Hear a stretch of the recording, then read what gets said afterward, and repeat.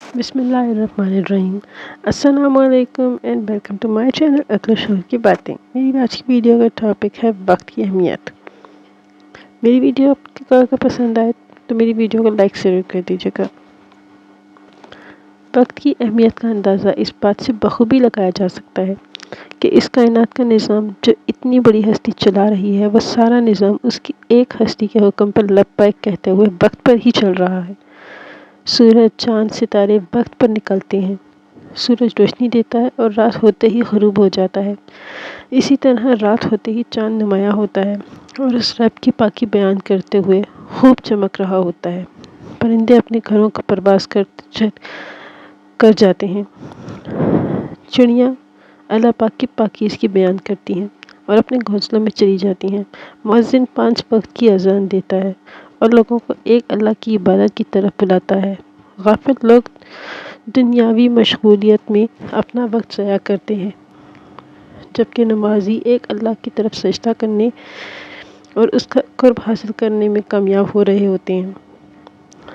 नमाज हमें वक्त की कदर और उसकी अहमियत का दर्स देती है। इसी तरह कायनात का ज़र्रा ज़र्रा वक्त की पाबंदी करते हुए उस एक अल्लाह के अहकाम की पैरवी करने में मसरूफ़ है।